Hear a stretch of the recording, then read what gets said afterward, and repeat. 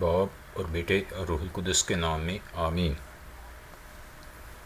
یونا chapter 1۔ خداوند کا کلام یونا بن امتی پر نازل ہوا کہ اٹھ اس بڑے شہر نینوا کو جا اور اس کے خلاف منادی کر، کیونکہ ان کی شرارت میرے حضور پہنچی ہے۔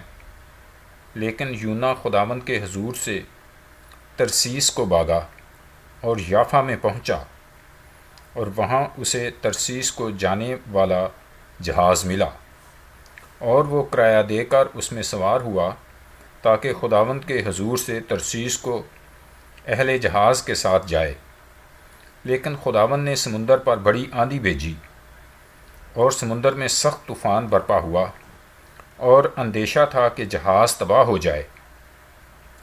تب ملا ہراساں ہوئے، اور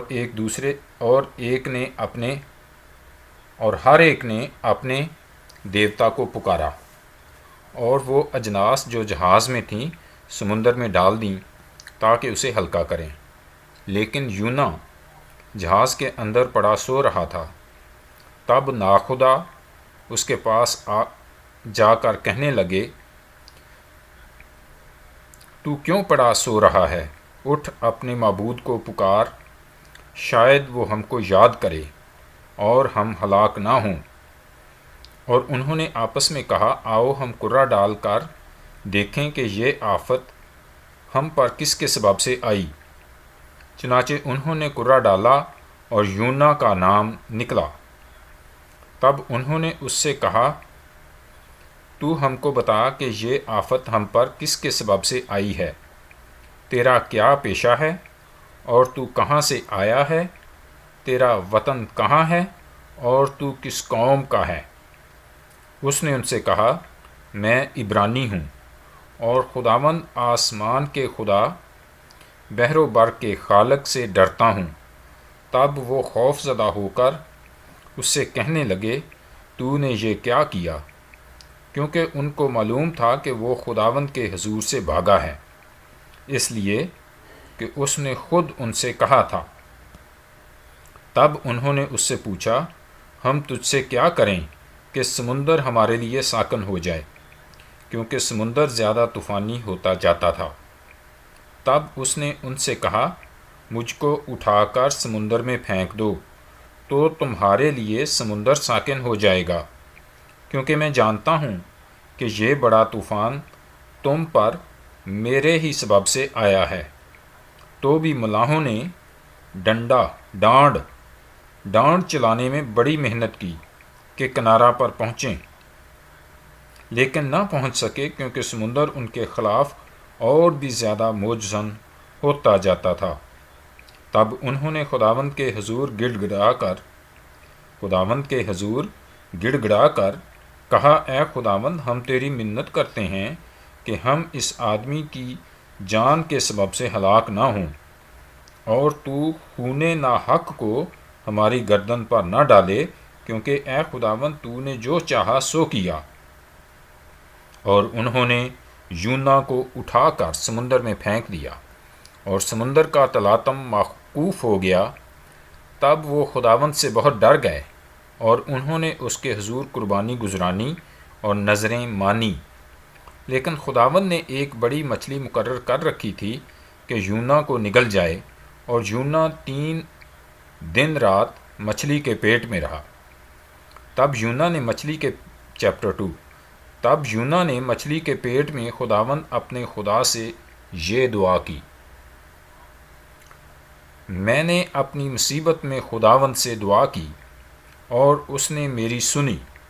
میں نے پتال کی تہہ سے دہائی دی، تو نے میری فریاد سنی۔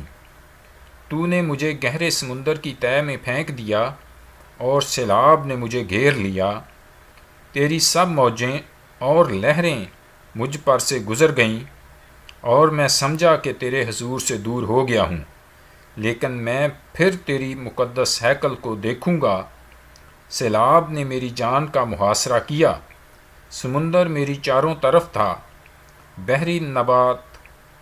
بحری نبات میرے سر پر لپٹ گئی، میں پہاڑوں کی تہ تک غرق ہو گیا، زمین کے اڑبنگے ہمیشہ کے لیے مجھ پر بند ہو گئے، تو بھی اے خداوند میرے خدا، تو نے میری جان پتال سے بچائی۔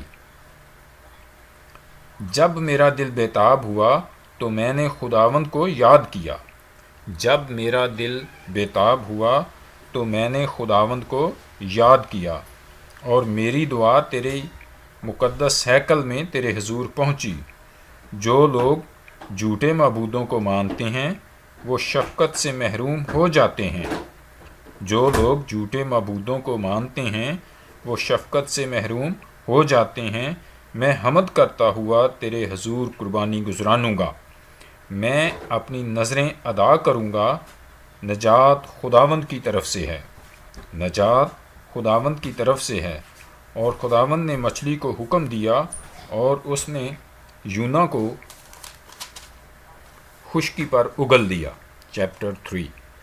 اور خداوند کا کلام دوسری بار یونا پر نازل ہوا کہ اٹھ اس بڑے شہر نینوا کو جا اور وہاں اس بات کی منادی کر جس کا میں تجھے حکم دیتا ہوں۔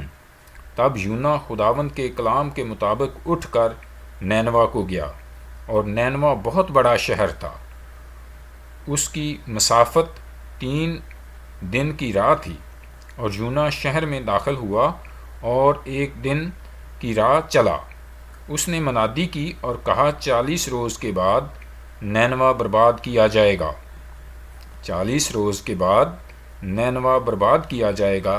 تب نینوا کے باشندوں نے خدا پر ایمان لا کر روزہ کی منادی کی، تب نینوا کے باشندوں نے خدا پر ایمان لا کر روزہ کی منادی کی، اور ادنا و اعلیٰ سب نے ٹاٹ اوڑا۔ اور یہ خبر نینوا کے بادشاہ کو پہنچی، اور وہ اپنے تخت پر سے اٹھا اور بادشاہی لباس کو اتار ڈالا اور ٹاٹ اوڑھ کر راکھ پر بیٹھ گیا۔ اور بادشاہ اور اس کے ارکان دولت کے فرمان سے نینوا میں یہ اعلان کیا گیا اور اس بات کی منادی ہوئی کہ کوئی انسان یا حیوان، گلہ یا رمہ کچھ نہ چکھے اور نہ کھائے پیے، لیکن انسان اور حیوان ٹاٹ سے ملبس ہوں اور خداوند کے حضور گریہ زاری کریں، بلکہ ہر شخص اپنی بری روش اور اپنے ہاتھ کے ظلم سے باز آئے۔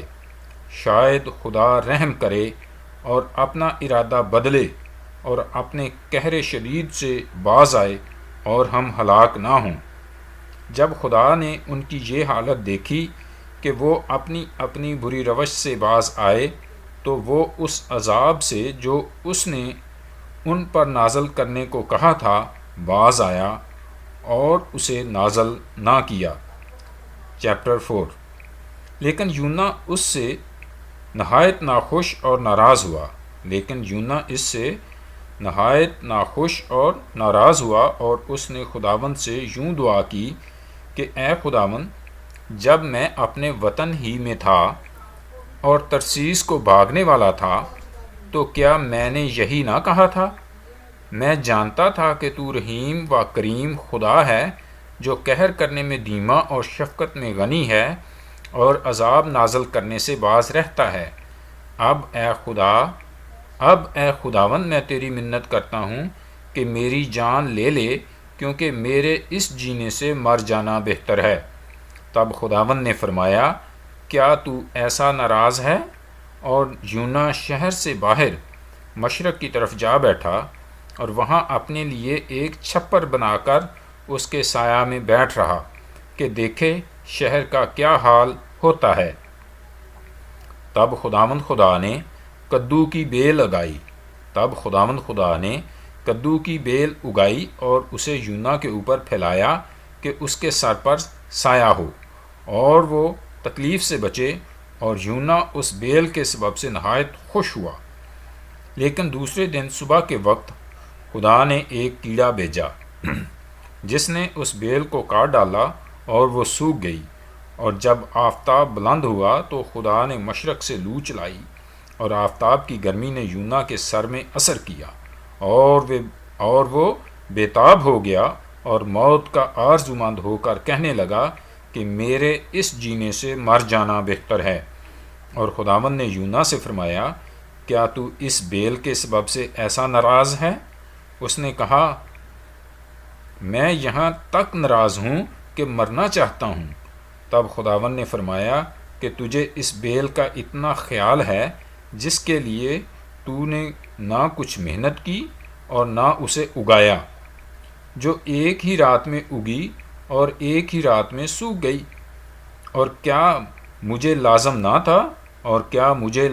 نہ تھا کہ میں اتنے بڑے شہر نینوا کا خیال کروں، جس میں 1,20,000 سے زیادہ ایسے ہیں جو اپنے داہنے اور بائیں ہاتھ میں امتیاز نہیں کر سکتے، اور بے شمار مویشی ہیں۔ آمین۔